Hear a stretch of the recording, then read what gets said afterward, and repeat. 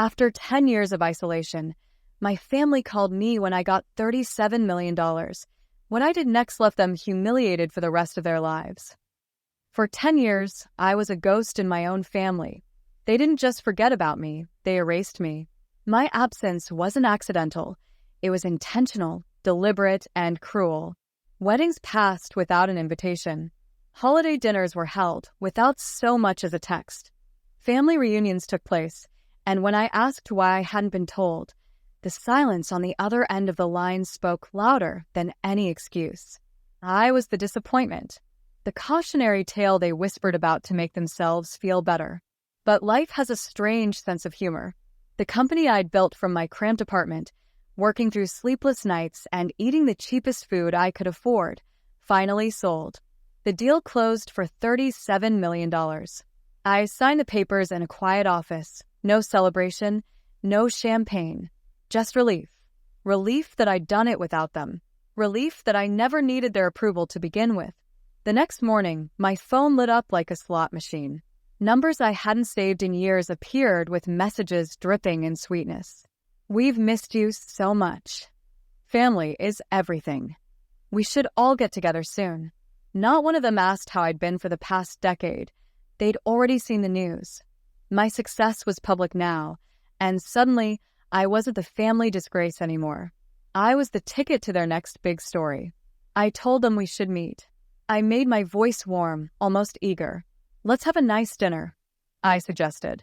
My treat. They jumped at the idea.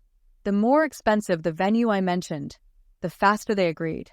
I booked the best private dining hall in the most exclusive restaurant in the city. Every detail was perfect. Polished floors, soft lighting, and a long table set for every single one of them. I wanted no excuses for anyone to miss it.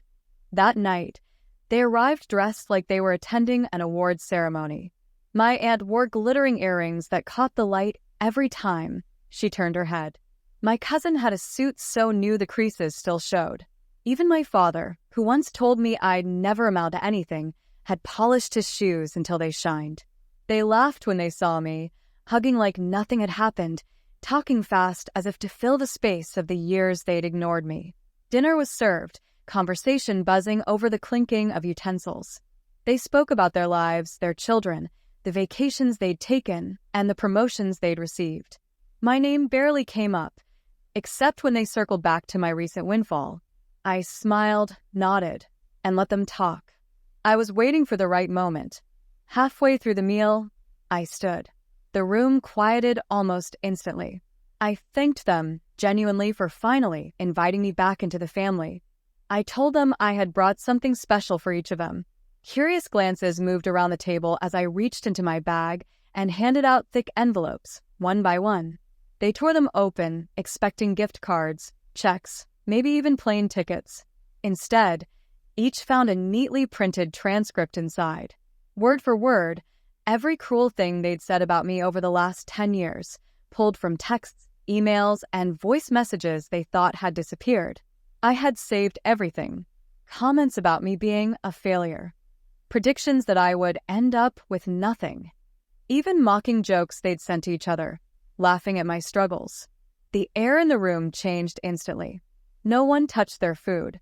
My aunt's hands trembled as she set the papers down. My cousin's face went red, then pale. My father stared at the table, unable to meet my eyes. No one spoke. Not a single word. The night I left that restaurant, I didn't feel satisfaction, not yet. Their stunned faces replayed in my mind like a scene cut from a film, but I knew the moment wouldn't carry the same weight without knowing the full story of how I'd prepared for it. That evening was only the climax of a plan I had been building for years. The evidence in those envelopes didn't fall into my lap.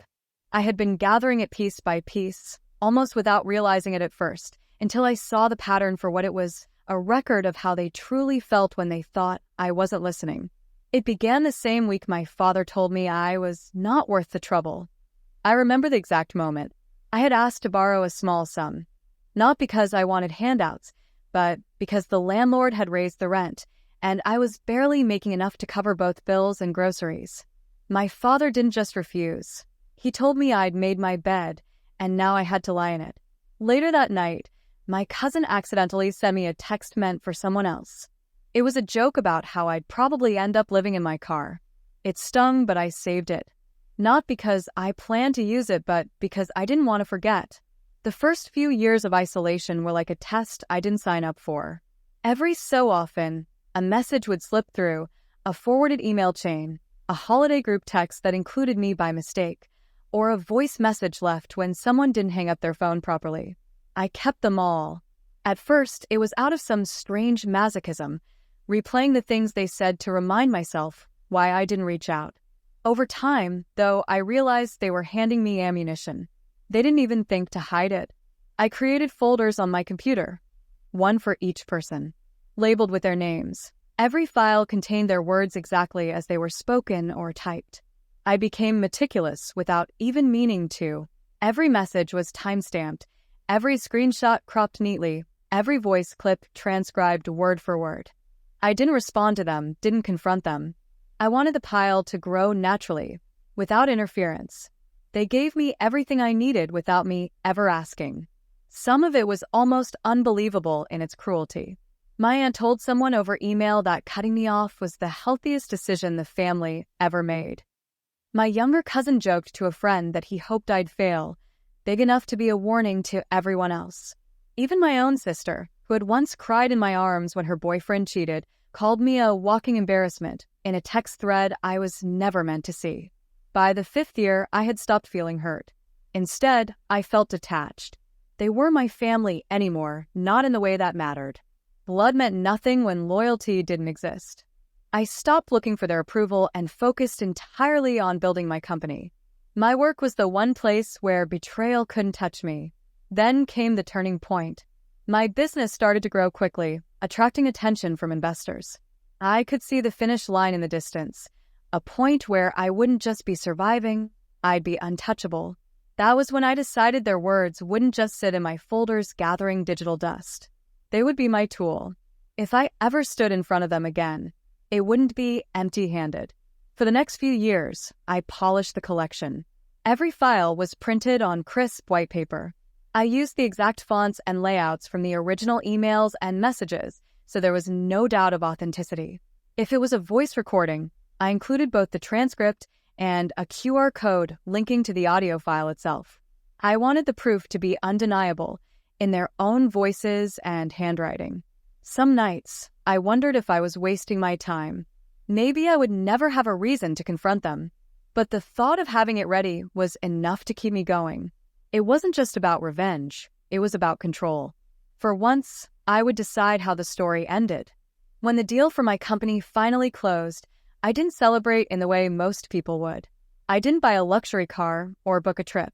Instead, I sat at my desk and opened the folders one last time, making sure every page was in perfect order. There were over 200 printed sheets spread across individual envelopes, one for each person who had turned their back on me.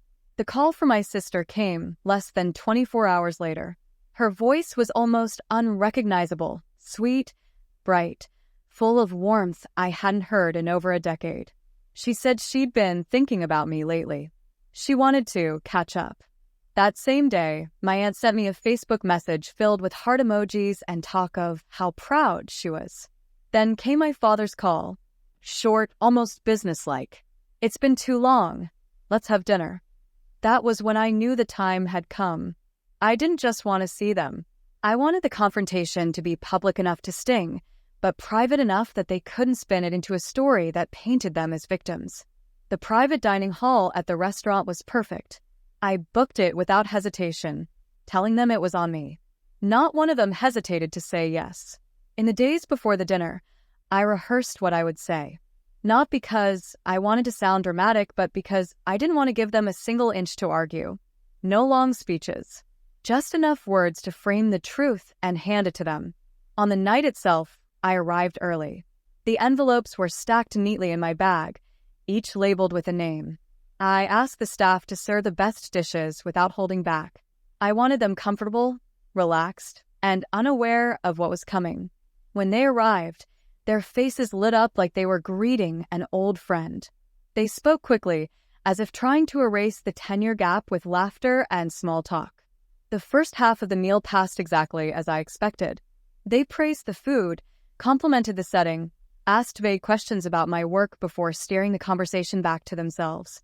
My father mentioned my success, with the same tone he might use to discuss the weather, distant, impersonal. My aunt asked if I still kept in touch with anyone from the old days, as if she hadn't been one of the people who pushed me out.